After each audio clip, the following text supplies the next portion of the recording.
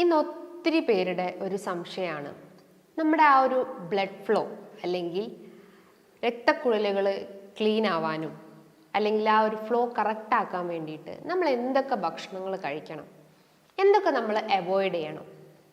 ഈ സംശയങ്ങൾ എല്ലാവർക്കും തന്നെ ഉണ്ടാവില്ലേ? ഒരു പ്രായം എത്തിക്കഴിഞ്ഞാൽ നമ്മൾ ഏതൊക്കെ ഭക്ഷണങ്ങളാണ് ഒഴിവാക്കേണ്ടത്, എന്തൊക്കെയാണ് നമ്മൾ ഇൻക്ലൂഡ് ചെയ്യേണ്ടത്, ഏതൊക്കെ രീതിയിൽ അത് കഴിക്കണം, ഏത് ഓയിലാണ് യൂസ് ചെയ്യേണ്ടത് ഉള്ള ഡൗട്ട് എല്ലാവർക്കും തന്നെ ഉണ്ടാവും.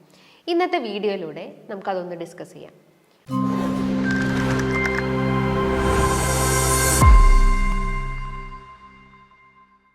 ഹായ്, ഞാൻ doctor Juhi Das, QNB health കെയറിലെ ഹോമിയോപ്പതിക് ഫിസിഷ്യനാണ്. നമുക്കറിയാം, നമ്മുടെ ശരീരത്തിലെ ബ്ലഡ് ഫ്ലോ കറക്റ്റ് ആയിട്ടില്ലെങ്കിൽ അല്ലെങ്കിൽ കൃത്യമായിട്ട് ഓരോ അവയവങ്ങളിലേക്കും രക്തയോട്ടം ശരിയായിട്ടില്ലെങ്കിൽ പല രീതിയിലുള്ള പ്രശ്നങ്ങൾ ഉണ്ടാവാം. ഹൃദയത്തിലേക്ക് കൃത്യമായിട്ടുള്ള ബ്ലഡ് ഫ്ലോ എത്തിയിട്ടില്ലെങ്കിൽ നമുക്ക് ഹൃദയാഘാതത്തിൻ്റെ പ്രശ്നങ്ങൾ ഉണ്ടാവാം. അതിപ്പം തലച്ചോറിലേക്കാണെങ്കിൽ സ്ട്രോക്കിൻ്റെ ഇഷ്യൂസ് ഉണ്ടാവാം. അങ്ങനെ ഓരോ അവയവങ്ങൾക്കും കൃത്യമായിട്ട് ബ്ലഡ് സർക്കുലേഷൻ എത്തിയിട്ടില്ലെങ്കിൽ, കൃത്യമായിട്ട് ഓക്സിജൻ എത്തിയിട്ടില്ലെങ്കിൽ പല രീതിയിലുള്ള ബുദ്ധിമുട്ടുകളായിരിക്കും നമ്മൾ ഫേസ് ചെയ്യേണ്ടി വരിക. ഈ ബ്ലഡ് ഫ്ലോ കുറയാനുള്ള കാരണങ്ങൾ എന്താണ്?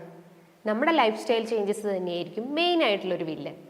അതായത് എസ്പെഷ്യലി ഹൈപ്പർ ടെൻഷൻ, അമിതമായിട്ടുള്ള രക്തസമ്മർദ്ദം. നമ്മളെ ബ്ലഡ് വെസൽസിന് അല്ലെങ്കിൽ രക്തധമനികൾക്ക് നോർമലി ഒരു ഇലാസ്റ്റിസിറ്റി ഉണ്ടാവും. ഒരു പ്രായം എത്തിക്കഴിഞ്ഞാൽ ആ ഒരു ഇലാസ്റ്റിസിറ്റി കുറഞ്ഞുകൊണ്ടിരിക്കുന്നു. അപ്പോൾ ഏജിങ്ങിൻ്റെ ഭാഗമായിട്ടും ബ്ലഡ് ഫ്ലോ കറക്റ്റ് ആവില്ല. കൃത്യമായിട്ട് രക്തക്കുഴലുകളിലൂടെ ബ്ലഡ് ഫ്ലോ ചെയ്യാൻ പറ്റാത്തൊരവസ്ഥ ഉണ്ടാവുന്നു. അതേപോലെ തന്നെ അമിതവണ്ണമുള്ള ആളുകൾക്ക് ഒബേസിറ്റി ഒരു ഏറ്റവും വലിയ വില്ലനാണ് എല്ലാ അസുഖങ്ങൾക്കും. Fatty liver, fibroid, cirrhosis, PCOS, അങ്ങനെ പല രീതിയിലുള്ള എല്ലാ അസുഖങ്ങൾക്കിൻ്റെയും മെയിൻ ഒരു വില്ലനായിട്ട് വരുന്നതാണ് ഒബേസിറ്റി. ഈ ഒരു അമിതവണ്ണം കാരണം കൃത്യമായിട്ട് നമുക്ക് ബോഡി മൂവ്മെൻറ്റ്സ് കൊടുക്കാൻ പറ്റുന്നില്ല, നമുക്കൊരു വർക്ക് എടുക്കാൻ പറ്റുന്നില്ല, മെൻ്റലി നമുക്ക് വീക്കാവുന്നു. അപ്പോൾ അതിൻ്റെ ഭാഗമായിട്ടും നമുക്ക് കൃത്യമായിട്ട് നമ്മളെ ബ്ലഡ് ഫ്ലോ കറക്റ്റ് ആവാത്തൊരവസ്ഥ വരുന്നു. നമ്മുടെ ശരീരത്തിലെ ഓരോ അവയവങ്ങളിലേക്കും രക്തം പമ്പ് ചെയ്യാൻ പറ്റാത്തൊരവസ്ഥ വരുന്നു. മറ്റൊരു പ്രധാനപ്പെട്ട ഒരു കാരണം എന്ന് പറഞ്ഞാൽ നമ്മുടെ ഹാബിറ്റ്സ് എന്ന് പറയുമ്പോൾ എന്താ? സ്മോക്കിംഗ്, പുകവലി.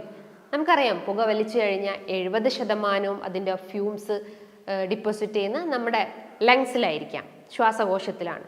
ബാക്കി 30% നമ്മുടെ ഗട്ടിലേക്കാണ് അത് ട്രാൻസ്ഫർ ചെയ്യുന്നത്. അപ്പോൾ എന്താ? 2 ഓർഗൻസും അവിടെ ഡാമേജ്ഡ് ആണ്. ഒന്ന് നമ്മൾ ലങ്സ് ഡാമേജ്ഡ് ആവും, ലങ് ക്യാൻസർ പോലത്തെ ഇഷ്യൂസ് ഉണ്ടാവാം, ബ്രോങ്കൈറ്റിസ് അല്ലെങ്കിൽ COPD പോലത്തെ പല പ്രശ്നങ്ങളും ഉണ്ടാവാം. സെക്കൻഡറി ആയിട്ട് നമ്മുടെ ആ ഒരു ഗട്ട്, അതായത് സ്റ്റൊമക്ക്, ഇൻറ്റസ്റ്റൈൻസ്, ഡിയോഡിനം, ജിജനം പോലത്തെ ഇൻറ്റസ്റ്റൈൻസ് എല്ലാം, അതായത് കുടലെല്ലാം ഡാമേജ് ആവുന്ന ഇഷ്യൂസ് ഉണ്ടാവും. അതുമൂലം എന്താ? അത് ഡാമേജ് ആവാനുള്ള ഒരു കാരണം എന്താണ്? നമ്മുടെ ആ ഒരു ഫ്യൂംസ് അല്ലെങ്കിൽ നിക്കോട്ടിൻ അടങ്ങിയിട്ടുള്ള ആ ഒരു ഫ്യൂംസ് നമ്മുടെ അവയവങ്ങളിലേക്ക് എത്തുന്നു. അപ്പം രക്തക്കുഴലുകൾ ചുരുങ്ങി പോകുന്ന ഒരവസ്ഥ ഉണ്ടാവുന്നു. കൃത്യമായിട്ട് ഓക്സിജൻ സപ്ലൈ ഇല്ലാത്തൊരവസ്ഥ വരുന്നു. അങ്ങനെയാണ് നമുക്ക് സ്മോക്കിംഗ് ഇതിലേക്ക് ലീഡ് ചെയ്യുന്നത് നമുക്ക് പറയാം. അതേപോലെ തന്നെ പ്രമേഹം. ഇന്ന് 70% ആളുകളിലും അഫക്റ്റ് ചെയ്തിട്ടുള്ള ഒന്നാണ് പ്രമേഹം. പ്രമേഹം കുറച്ചുകൂടി കോംപ്ലിക്കേറ്റഡ് ആയിക്കഴിഞ്ഞാൽ അത് നെഫ്രോപ്പതി, റെറ്റിനോപ്പതി പോലത്തെ പല പ്രശ്നങ്ങളും ഉണ്ടാവും. നെഫ്രോപ്പതി എന്താണ്? നമ്മുടെ കിഡ്നിയിൽ ഡാമേജസ് ഉണ്ടാക്കുന്നു.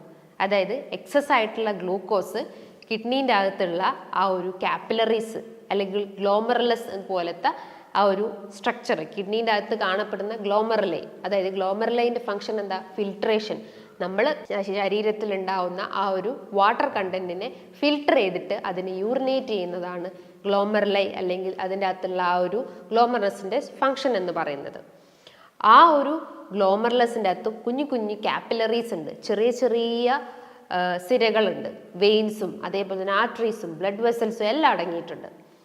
അപ്പോൾ ആ വെസൽസിന് ഈ ഒരു ഗ്ലൂക്കോസ് മോളിക്യൂൾസ് അവിടെ പോയി ഡിപ്പോസിറ്റ് ചെയ്യും, അല്ലെങ്കിൽ ഗ്ലൂക്കോസ് അവിടെ കൂടുതലായിട്ടും ഡാമേജസ് വരുത്തുന്നു. അപ്പം എന്താണ്? ആ ഒരു വെസൽസ് അല്ലെങ്കിൽ ആ ഒരു സിരകൾ കംപ്ലീറ്റ് ആയിട്ട് ഡാമേജ് ആവുന്നു. അപ്പം എന്താ? കിഡ്നി ഫെയിലിയർ ആവുന്നു. ഡയബറ്റിക് നെഫ്രോപ്പതി പോലത്തെ കോംപ്ലിക്കേഷൻസ് നമ്മളെ ബോഡിയിൽ ഡെവലപ്പ് ചെയ്യുന്നു.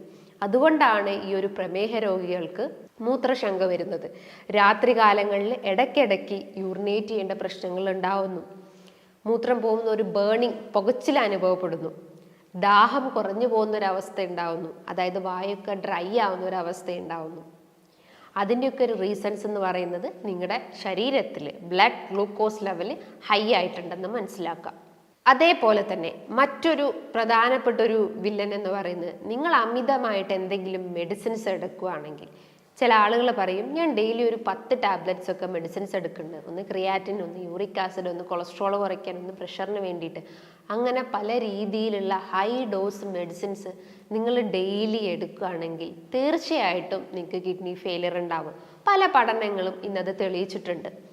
അപ്പോൾ ഈ ഒരു ഓവർ മെഡിക്കേഷൻസ് അല്ലെങ്കിൽ ടൂ മച്ച് മെഡിക്കേഷൻസ് നമ്മളെ ബ്ലഡ് വെസൽസ് അല്ലെങ്കിൽ രക്തധമനികൾ ബ്ലോക്ക് ആവുന്നു, കൃത്യമായിട്ട് ഓക്സിജൻ സപ്ലൈ എത്താത്തൊരവസ്ഥ വരുന്നു.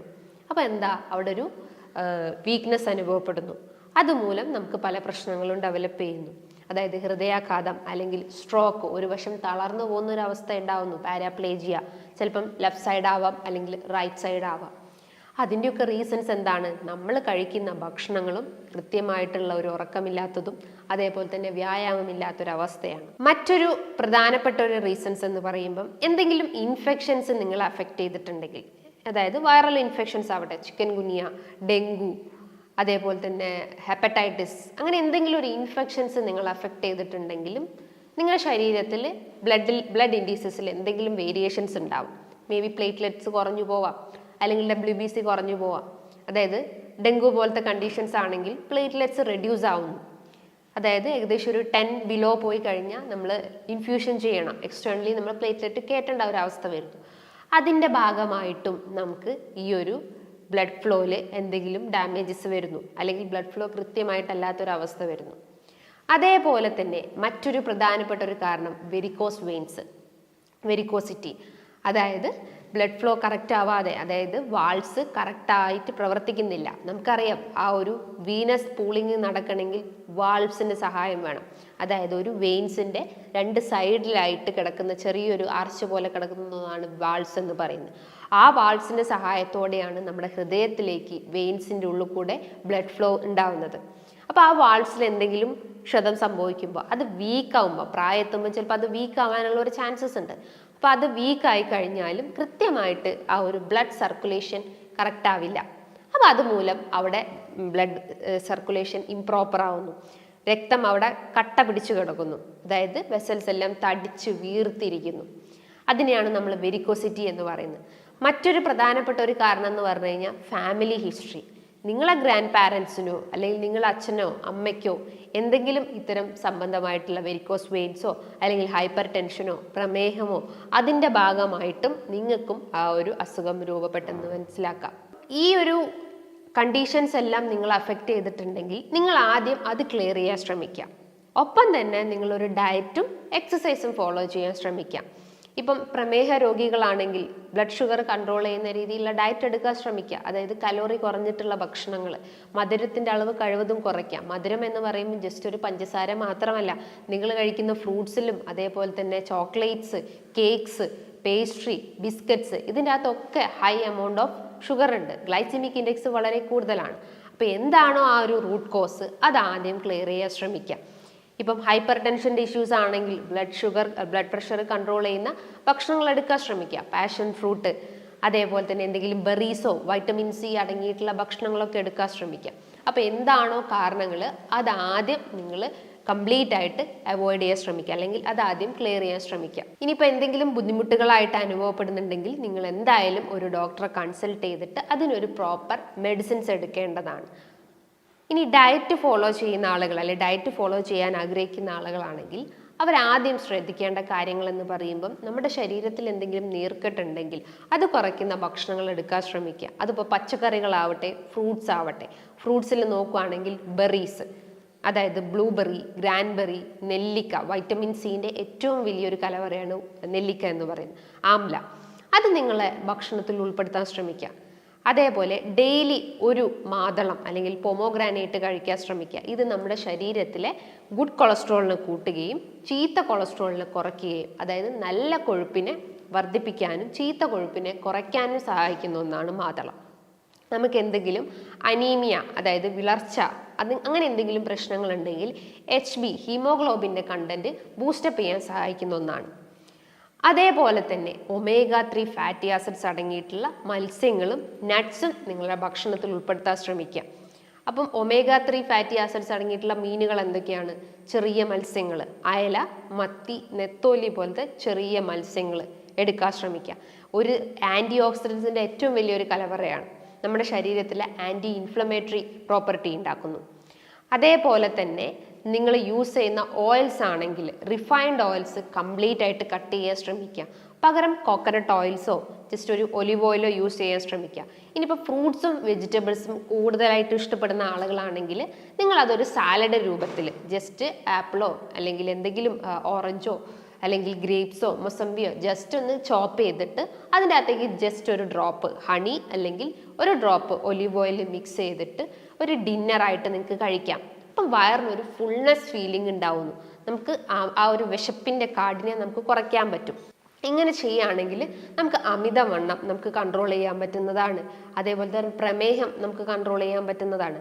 പിന്നെ ശ്രദ്ധിക്കേണ്ട ഒരു കാര്യം എന്ന് പറയുമ്പം ഗ്ലൈസീമിക് ഇൻഡെക്സ് കുറഞ്ഞ ഭക്ഷണങ്ങൾ എടുക്കാൻ ശ്രമിക്കുക.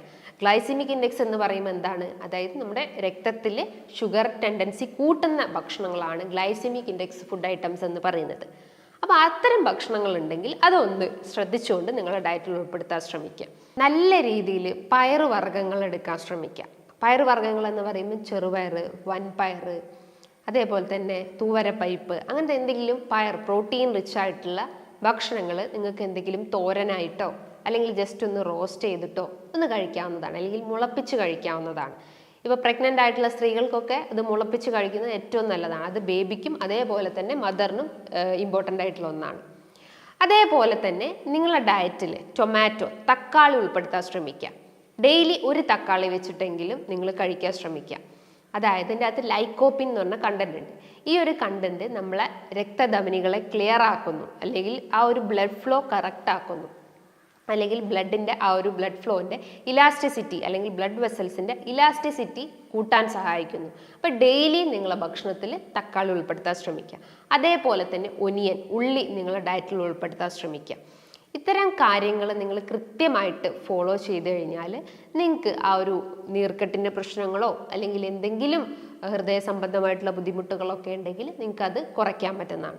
ഇതോടൊപ്പം തന്നെ എന്ത് ചെയ്യണം? നമ്മൾ എക്സസൈസ് ഫോളോ ചെയ്യണം. എക്സസൈസ് എന്ന് പറയുമ്പോൾ എന്താ?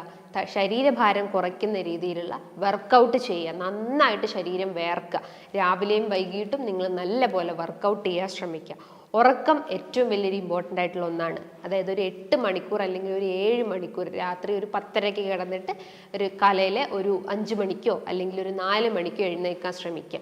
രാവിലെ എഴുന്നേറ്റാൽ ഉടനെ തന്നെ ബ്രഷ് ചെയ്യുന്നതിൻ്റെ മുൻപായിട്ട് വെറും വയറ്റിൽ ഒരു ഗ്ലാസ് തിളപ്പിച്ചാറിയ വെള്ളം കുടിക്കുക. അതിനകത്തേക്ക് ജസ്റ്റ് ഒന്നും മിക്സ് ചെയ്യേണ്ട ആവശ്യമില്ല. അപ്പോൾ തന്നെ നമുക്കൊരു എനർജി ഫീലിംഗ് ഉണ്ടാവുന്നു. ദഹനം കുറച്ചുകൂടി ഒന്ന് ഇമ്പ്രൂവ് ആവും. നമുക്ക് ടോയ്ലറ്റിൽ പോകാനുള്ള പ്രശ്നങ്ങളൊക്കെ ഉണ്ടെങ്കിൽ അത് നമുക്ക് ഈ ഒരു മെത്തേഡിലൂടെ നമുക്ക് കുറയ്ക്കാൻ പറ്റുന്നതാണ്. ഇനിയിപ്പം മോർണിംഗ് സെക്ഷൻ ആണെങ്കിൽ ഒരു 7 മണീൻ്റെ ഉള്ളിൽ നിങ്ങൾ ബ്രേക്ക്ഫാസ്റ്റ് കഴിക്കാൻ ശ്രമിക്കുക. വിത്തിൻ ഒരു 7:30 അല്ലെങ്കിൽ 8ൻ്റെ ഉള്ളിൽ ബ്രേക്ക്ഫാസ്റ്റ് കഴിക്കാൻ ശ്രമിക്കുക. അതിൻ്റെ അകത്ത് ഈക്വൽ എമൗണ്ട് ഓഫ് പ്രോട്ടീൻസും വിറ്റമിൻസും ഫൈബറും ഉൾപ്പെടുത്താൻ ശ്രമിക്കുക.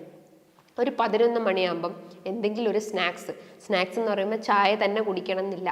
എന്തെങ്കിലും ഒരു നട്ട്സ് ഐറ്റംസോ, ഒരു ബദാമോ, ഒരു വാൽനട്ടോ, അല്ലെങ്കിൽ ഒരു പിസ്തയോ എന്തെങ്കിലും ഒന്ന് കഴിക്കാൻ ശ്രമിക്കുക. അല്ലെങ്കിൽ ഒരു ജ്യൂസ് ഐറ്റംസ് എന്തെങ്കിലും ഒന്ന് കഴിക്കാൻ ശ്രമിക്കുക. അല്ലെങ്കിൽ ഒരു ഫ്രൂട്ട്സ് ജസ്റ്റ് ഒരു സാലഡ് ആക്കിയിട്ടോ വെജിറ്റബിൾ സാലഡ് ആക്കിയിട്ടോ കഴിക്കാൻ ശ്രമിക്കുക. കറക്റ്റ് ഒരു 1 o'clock ആകുമ്പം നിങ്ങളുടെ ലഞ്ച് മെയിൻറ്റെയിൻ ചെയ്യാൻ ശ്രമിക്കുക. അതായത് ഫിഷ് ഐറ്റംസ് എടുക്കാം, ചിക്കൻ ഐറ്റംസ് എടുക്കാം. ചിക്കൻ്റെ അകത്ത് ലീൻ പ്രോട്ടീൻസ് ഉണ്ട്. അപ്പം നമ്മുടെ ആ ഒരു മാസ് സ്ട്രെങ്ത് കൂട്ടുന്നു.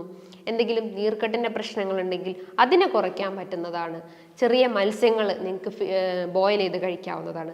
ഫ്രൈഡ് ഐറ്റംസ് കഴിവതും കുറയ്ക്കാൻ ശ്രമിക്കുക. ഫ്രൈ ചെയ്യുകയാണെങ്കിൽ തന്നെ കോക്കനട്ട് ഓയിലിൽ ജസ്റ്റ് ഒന്ന് ഫ്രൈ ചെയ്തെടുക്കാം. അതേപോലെ ഒരു 4 മണിയാകുമ്പം നിങ്ങൾ എന്തെങ്കിലും ഒരു സ്നാക്സ് ഉൾപ്പെടുത്താൻ ശ്രമിക്കുക. ചായ കുടിക്കേണ്ടവരാണെങ്കിൽ ഡെയിലി 1-2 ഗ്ലാസ് ചായ കുടിക്കാവുന്നതാണ്. ആ ഒരു എനർജി ഫീലിംഗ് തരാനും ആ ഒരു ഉന്മേഷം തരാൻ വേണ്ടിയിട്ട് നിങ്ങൾക്ക് ഡെയിലി ഒരു 1-2 ഗ്ലാസ് കുടിക്കാവുന്നതാണ്. ഒരു 7 മണി അല്ലെങ്കിൽ ഒരു 8 മണീൻ്റെ ഉള്ളിൽ നിങ്ങൾ ആ ഒരു ഡിന്നർ മെയിൻറ്റെയിൻ ചെയ്യുക. ഡിന്നർ എന്ന് പറയുമ്പോൾ എന്താ? ഹെവി ആയിട്ട് കഴിക്കണം എന്നല്ല, മിതമായ രീതിയിൽ എന്തെങ്കിലും ഒരു സാലഡ്സോ അതിപ്പോൾ വെജ് സാലഡ്സ് ആവട്ടെ, ഫ്രൂട്ട് സാലഡ്സ് ആവട്ടെ, അങ്ങനെ എന്തെങ്കിലും ഒരു സാലഡ്സ് ആക്കിയിട്ട് കഴിക്കാൻ ശ്രമിക്കുക. ഈ കാര്യങ്ങൾ നിങ്ങൾ ഡെയിലി ഒന്ന് ഫോളോ ചെയ്ത് നോക്കൂ. അപ്പോൾ നിങ്ങൾക്ക് ഒരു എനർജി ഫീലിംഗ് ഉണ്ടാവുന്നു. അതോടൊപ്പം തന്നെ എന്തെങ്കിലും ഒരു ഹോബീസ് മെയിൻറ്റെയിൻ ചെയ്യുക. ഒന്ന് പാട്ട് കേൾക്കാൻ ശ്രമിക്കുക, അല്ലെങ്കിൽ ഒരാളോട് നന്നായിട്ട് സംസാരിക്കാൻ ശ്രമിക്കുക, ജസ്റ്റ് ബുക്സ് വായിക്കുക. അപ്പം തന്നെ നമ്മളെ മൈൻഡൊക്കെ ഒന്ന് റിലാക്സ് ആവുകയും നമുക്കൊരു ആ ഒരു ഫുൾനെസ് ഫീലിംഗ്, അല്ലെങ്കിൽ എല്ലാം നമുക്കൊന്ന് സന്തോഷമായി എന്നുള്ളൊരു ഫീലിംഗ് നമുക്ക് തരും. ഈ കാര്യങ്ങൾ നിങ്ങൾ കൃത്യമായിട്ട് ഫോളോ ചെയ്ത് കഴിഞ്ഞാൽ ഒരുവിധം അസുഖങ്ങൾ നമുക്ക് കൺട്രോൾ ചെയ്യാൻ പറ്റുന്നതാണ്.